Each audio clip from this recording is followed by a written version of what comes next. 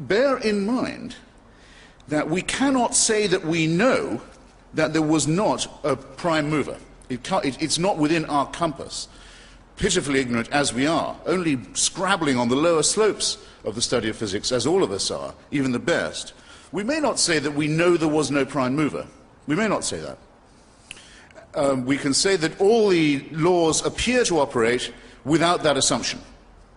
It's very, very, very rare indeed to meet a physicist of any standing, from Einstein onwards, who is not at the most a Spinozist. In other words, someone who might say there could be a pantheism somewhere, there could be a force, but there is no way you can take a step from the laws of physics, the observable creation of the cosmos, that leads you to the belief that there is an intervening personal God who does answer prayers, who does watch over you, who does notice what you're up to, who does mind what you do, who you sleep with and in what position, what you eat and on what days of the week, what propitiations and sacrifices you will make, what commandments you will observe. There is no possible way, no one's even tried it, of getting from the laws of physics or biology to any such idea. So from the person who says, I'm a deist, I don't think all of this can be an accident, there must be some cosmic force, I say, I can't disprove it, though I think the cosmos functions without it, but you have all your work, sir, or ma'am, still ahead of you, before you can say that Jesus of Nazareth was a real person, let alone that he was the Son of God, let alone that his mother was a virgin, let alone that he was resurrected. None of these things, by the way, would prove he was the Son of God, if they did happen. Nor would they prove that his doctrines were not erroneous. A resurrected person who was the son of a virgin could still be talking nonsense. There's no logic that says he must be right. If I'm having an argument with you, sir, and you say, you lose, boy chick, I say, how come? Because my mother never went to bed with another man. Your logic is faulty. I think my case could remain just as strong as ever it was. In default of that, I must say, rather bizarre intervention. Now, why do we have religion in the first place? Why are we having this discussion? Why does Frank feel the need to talk in this way? Because we are pattern-seeking mammals. It's part of our evolution. We look for patterns. We're designed to look for them. And if we can't find a good explanation, we'll come up with a bad one, rather than none at all. Most people would rather have a conspiracy theory than no theory. It's very observable that. There's a lot of junk science around before good science arrives. Before we have astronomy, we have astrology. Before we have chemistry, we have alchemy.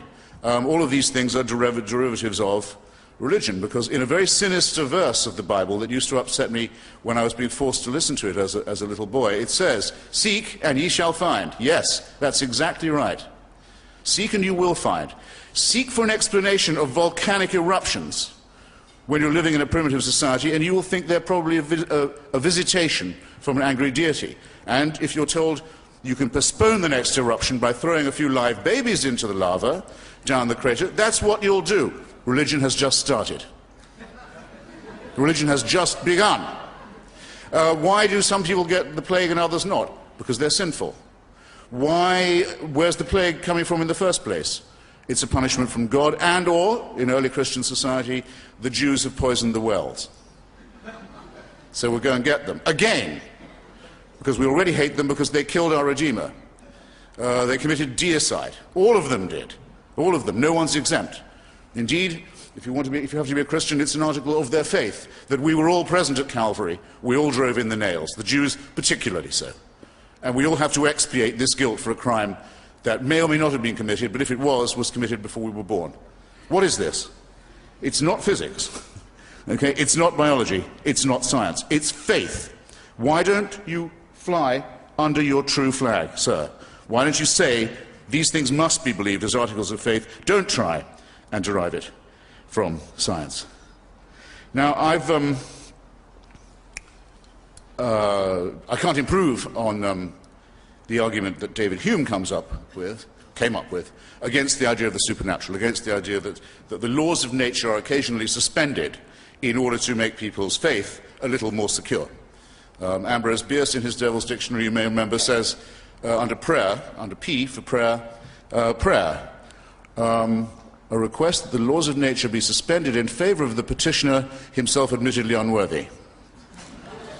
David Hume puts it a little more acidly than that. He says, if you see the laws of nature apparently suspended, Perhaps a virgin's given birth. Perhaps a leper has suddenly stopped being a leper. Who knows what it might be? You know the sort of thing. You have to ask yourself one of two things. Well, actually, you have to ask yourself both. Which is the more probable, that the laws of nature have just been suspended, or that I am under a misapprehension? That's if you are an eyewitness yourself to the one. If you're hearing about it second, third, fourth, and fifth hand, you have to ask this question with redoubled and trebled and quadrupled force. And the likelihood is which? That the laws of nature were suspended, or that somebody may be garbled, maybe a rumor got around.